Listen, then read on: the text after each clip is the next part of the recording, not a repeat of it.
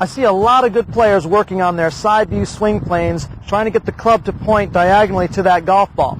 But what they're not doing correctly is matching the body rotation to the swing plane. So they get the club looking pretty close, but the body is out of position. And then when they make their downswing, the club doesn't work properly. Terzo here, PGA member and instructor out of Del Mar Golf Center in Southern California. And today we're going to talk about one of the most neglected parts of the golf swing, how the body rotation from the front view affects the side view swing plane.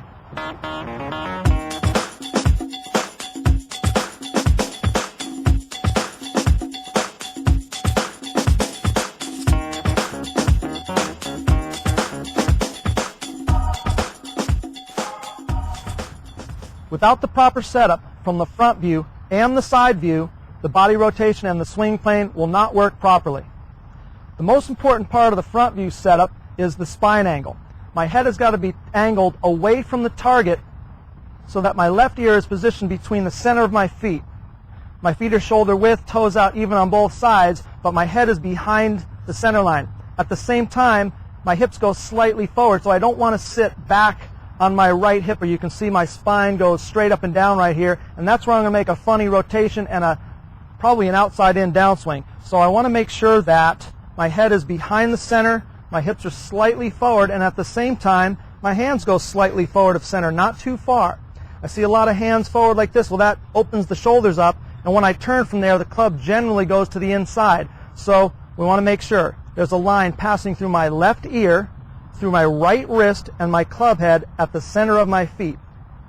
Well, the most important part of the side view setup is that when I bend to the ball, my shoulder rotation line and my club shaft line are almost parallel with each other, slightly flatter on the shoulder line.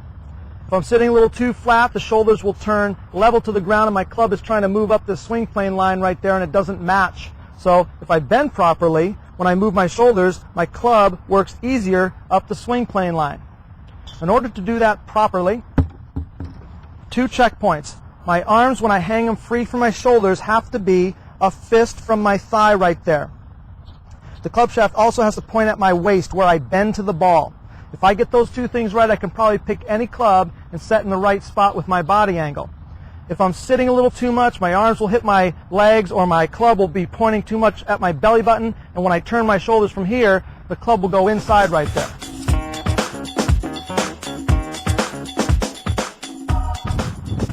So here's going to be the most important thing that we learn today. Probably won't hear this very often, how to match your body rotation to the side view swing plane. Okay, so we're going to get back into our setup position, and what we're looking at the address position here is the spine angle from the front view, the spine angle from the side view, and the shaft line from the side view. We're going to call that the original shaft line. Okay, so the very first thing I want to do when I move my backswing is move my shoulders around my spine, and as I do that, you can see the club shaft travels up the original shaft line to this point right here. If you look at my hips, I'm not sliding them to the right, I'm not dropping my shoulder down. If you watch me do that, you can see the club goes up above that swing plane line, and this is where most people try to manipulate the club to the swing plane with their hands, and then the body gets all out of position. Okay, so I'm moving my shoulders to this checkpoint right here where the club travels up that shaft line and my spine is still in the original position. Well, at this point right here, I want you to take a look at the club head. The face of that club matches how much my body angle is bent to that ball. So if I'm standing straight up, the shaft and my spine are the same position. When I bend to that ball, that should be the same right there.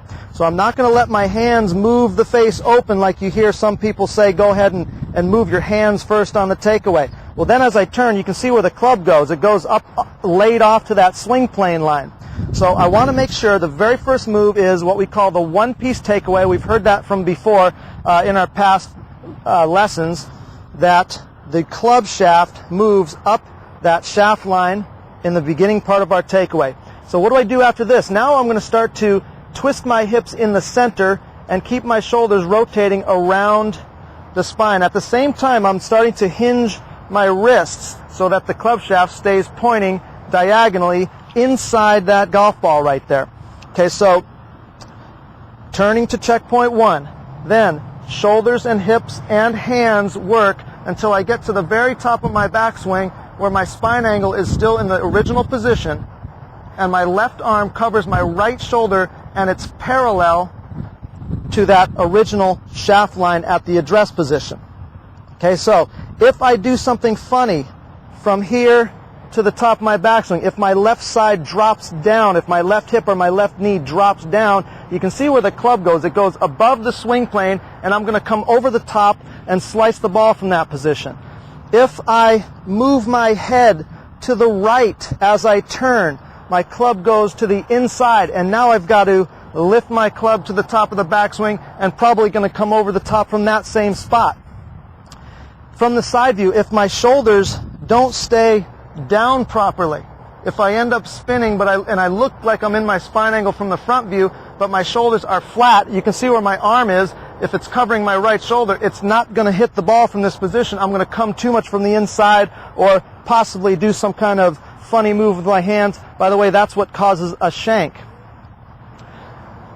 So what most people do from here is they go, let me get my arm up or maybe my hand with a little cup in the wrist, and now lots of problems happen from that spot also. Okay, so most important thing we're going to do is from this setup position, match the body rotation from the front view with no hands on the early part of that takeaway until the club is just before parallel from the front view, and you can see it from the side still on the swing plane.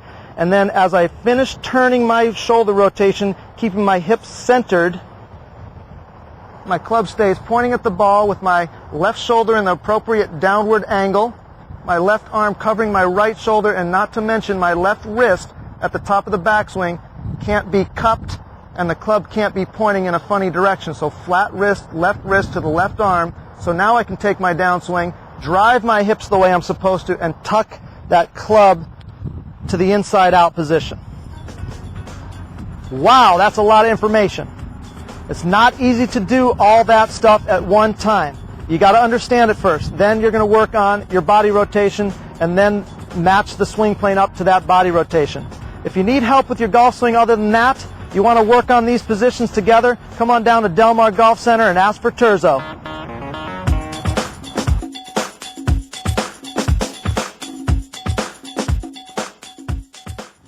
Swinging outside in or over the top makes my ball go left or slice.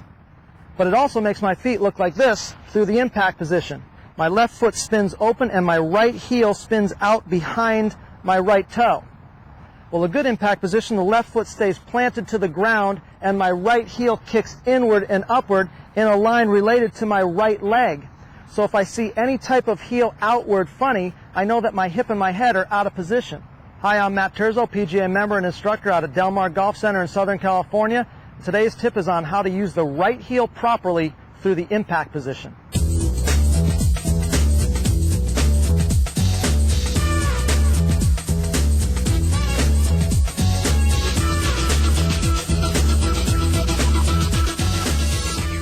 A good downswing and impact look like this. The hip moves to the outside of my left leg where it opens a little bit more for impact.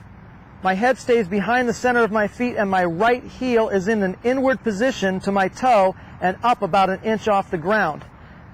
At this point I can release my club in a straight line from my left shoulder down to my club head inside my left foot. Well, this is where I'm going to hit a draw from. What most people do is they move their head forward, and you can see how my right heel kicks out for balance. This is where I'm going to hit a slice from. My left hip stays back and my head goes forward and my heel kicks out. So you can see how these 3 points are connected. Heel, hip, and head.